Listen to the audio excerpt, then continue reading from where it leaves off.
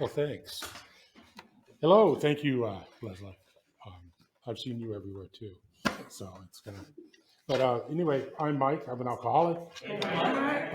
I guess I have to tell you about how I qualify. Is I am an alcoholic. I love to drink, and I love to do drinking and drugging when I got drunk, and I needed some help, and I guess I had to find help other places because I did not know where to go. And so it's one of those things that when I came into AA, I did not know what to do, what what what what was it. So I just learned that it's a program of uh, that brought me here tonight. So um, I'll just kind of tell you a little bit of my story. I was born and raised in Seattle, so I'm a local guy. One of the few people that can actually say that, I think, that I was born and raised on Magnolia. I was actually born in Ballard Hospital and then raised in Magnolia. So I'm kind of a local guy, but it was, I'm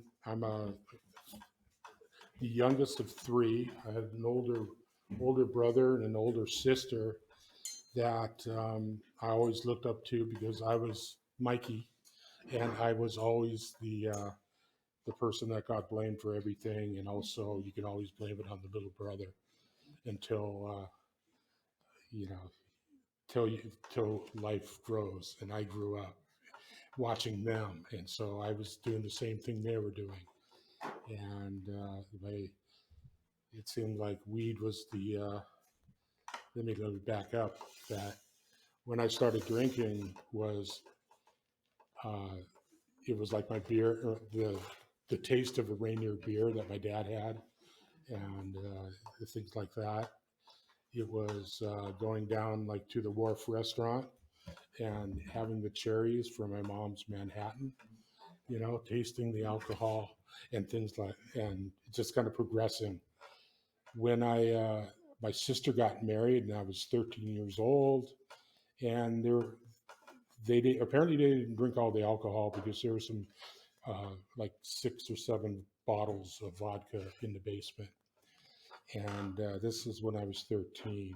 And so I had a great idea that, hey, let's take a bottle of vodka. And so I hit it, and no one found out. And so the following, not sure how long after that, but I had a camp out, or I guess a camp over, a sleepover with my friend down the street.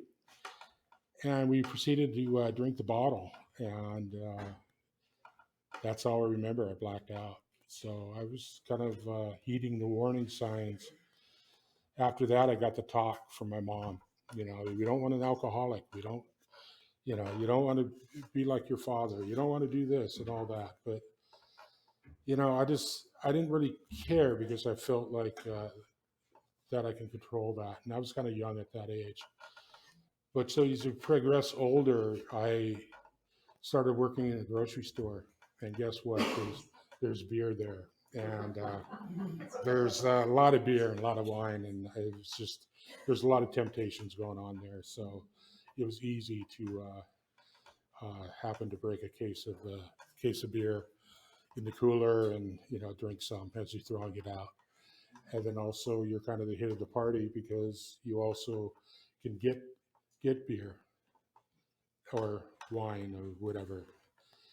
So my alcoholism kind of started then, kind of in the high school age, where I was kind of I felt like I was getting things from somebody, and I could prove things to people, and I can provide them. So I thought I was a big shot back then.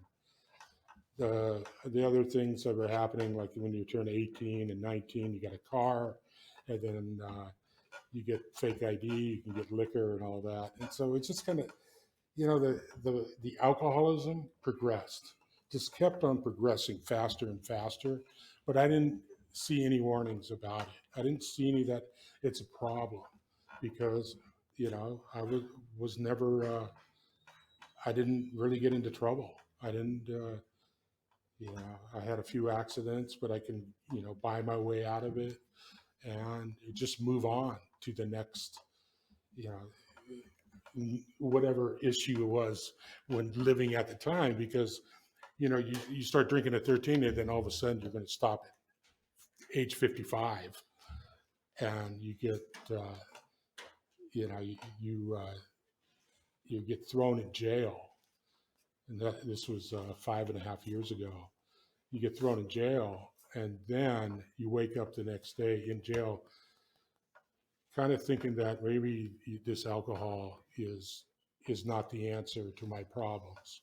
It is, and I didn't know what to do. Apparently, the courts knew what to do, but it's the um, I didn't know what to do, and I just had to kind of wait it out. And so that was 35 days in jail, and I got out with a whole stack of papers and a whole stack of promises that I had to do in order to get my life back. And so uh, being in jail was quite the experience. I don't kind of push that on anybody, but it learned me a lot that I can stay sober for 35 days. Now let's see if I can stay sober longer and try to get my driver's license back. And, you know, like you say, I get my life back. And I didn't realize that that would come till later. So there's things that were happening. Um, I couldn't go back to where I lived. I had to find a new place. I lived in a basement. A friend that I went to high school with, and he I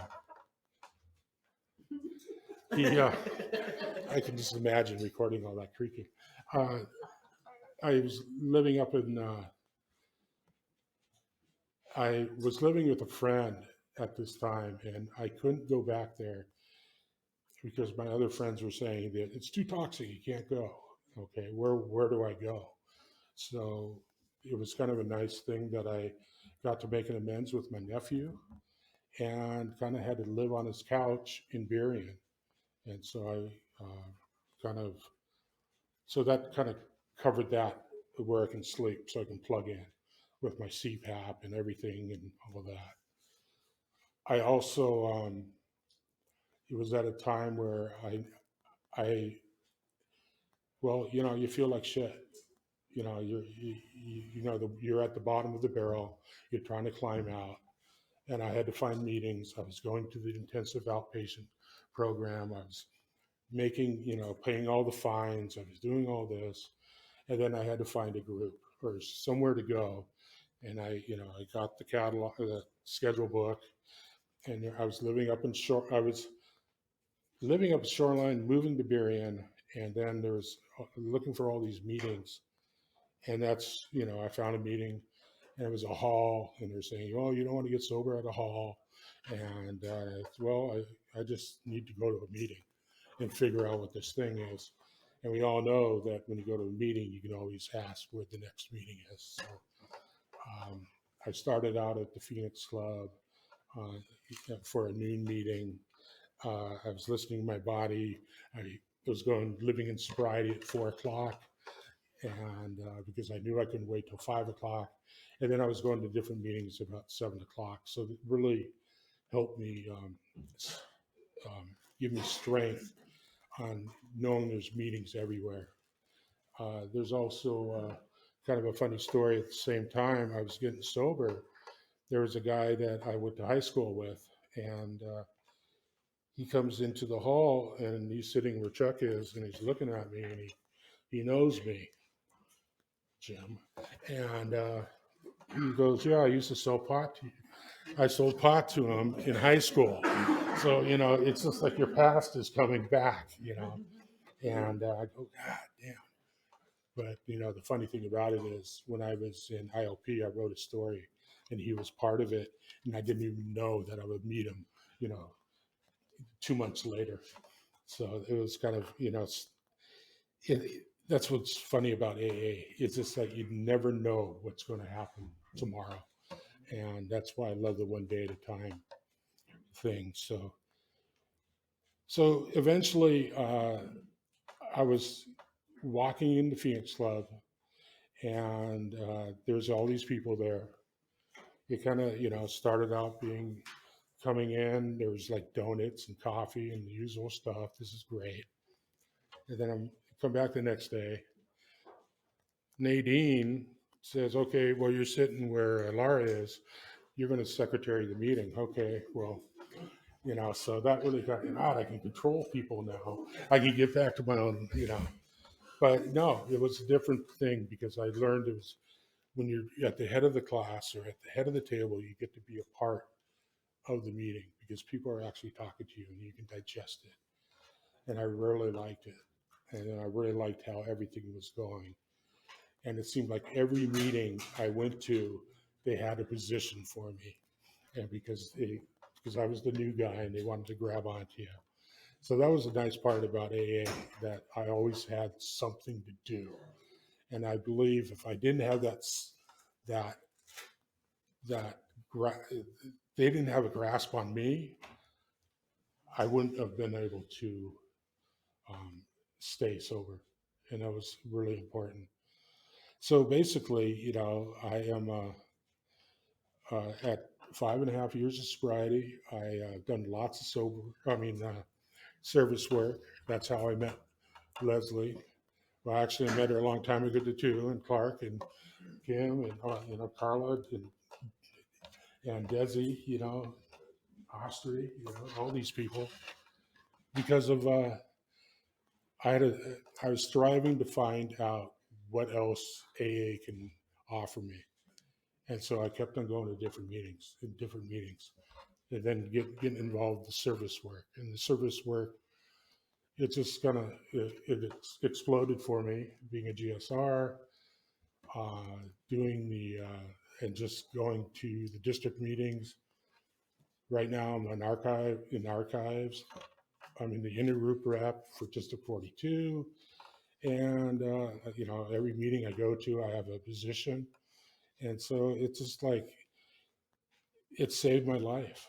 And that's what's so awesome about AA, that I can come down here on a Saturday at 6 o'clock and, force myself to actually shave today, put on a nice shirt.